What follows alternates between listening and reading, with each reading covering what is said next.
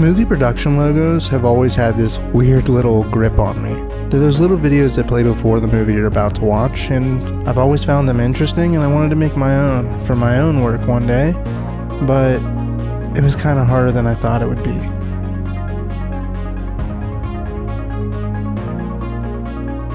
See, the thing about production logos is that they can convey to you, the audience, not only who worked on the movie you're watching, but maybe even subtly telling a smaller story about the company themselves.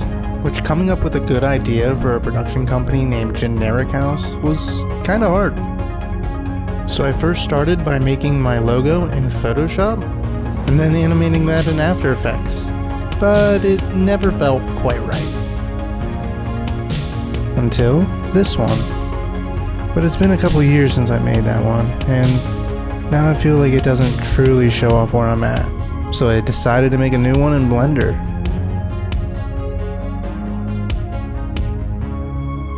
I started off by making a model of a house from scratch.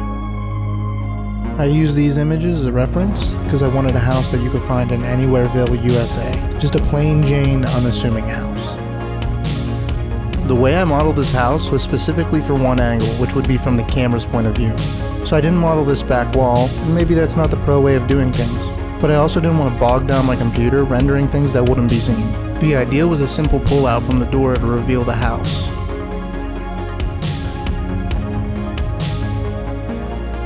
I wanted this shot to look somewhat realistic, so I ended up taking a tree model I used in the scene and squashing it flat, to then put a spotlight behind it to make these shadows on the front of the house. The scene switches from day to night, so all I ended up doing was changing the color of the spotlights over time, from an orange color to a blue one. I did download these free 3D models from Polyhaven, since I couldn't actually be bothered to model my own.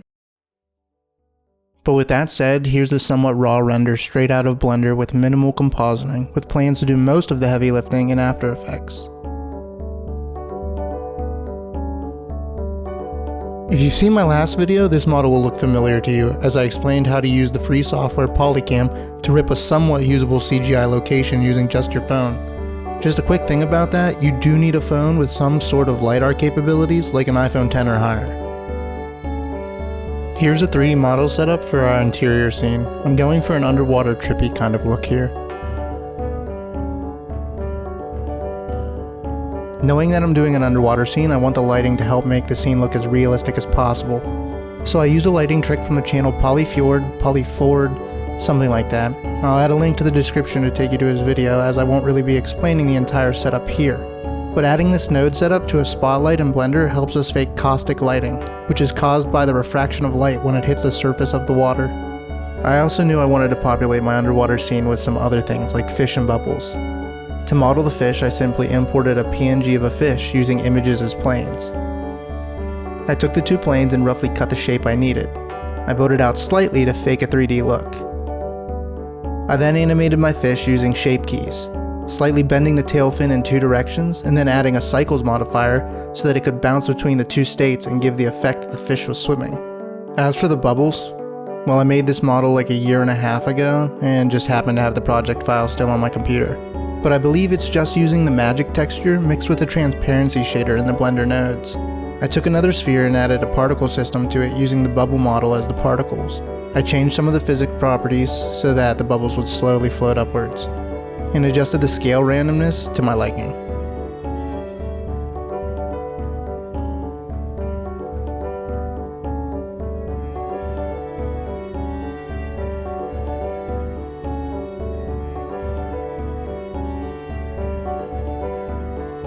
Now for the last part, which I'll kind of go over quickly because it would take forever to explain everything.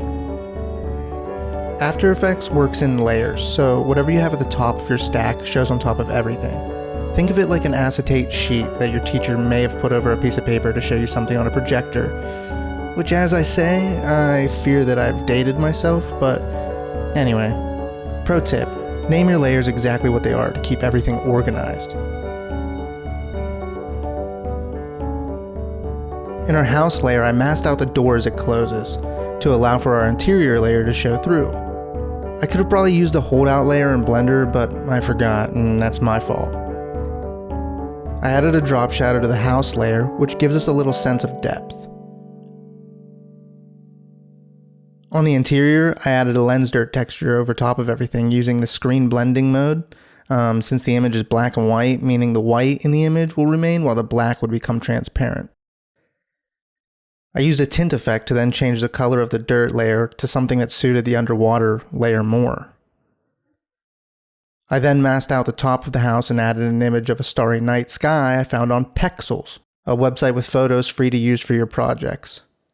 I then turned its blending mode to screen and feathered the edges of the mask, and animated the mask to follow the movement of the house. And now we have a star-filled night sky. This lens flare on the window reuses the same lens dirt texture as before, but masked and then animated to follow the flare. I also doubled the dirt texture layer and added a directional blur, which I turned 90 degrees and up the blur length. To top it off, I added the lens flare effect on top, turned down the opacity, and animated it to move with the flare as well, all on an adjustment layer. At the end, I have these really bright lights come on and blind the camera. I added the lens dirt and lens flares just like before here too. I did add a linear wipe and animated it to wipe left to right to match with my logo's animation, as if the light comes across and erases everything, leaving just my logo at the end.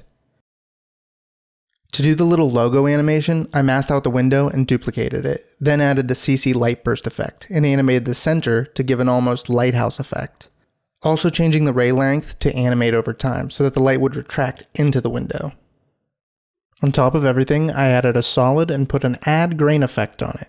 This gives us these tiny little dots that you would get in real footage, and it's animated like you'd also see in real life. Then I turned its blending mode to, you guessed it, screen.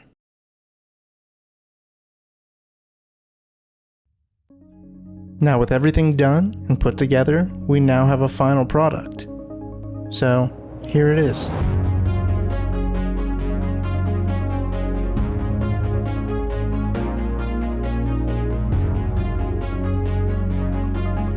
Now, is this perfect? Of course not. Am I happy with it? Yes. Could I have done this 2 years ago, or heck, even a year ago? No. And I think that's exciting. You see, I'm self-taught on every single program I've ever used.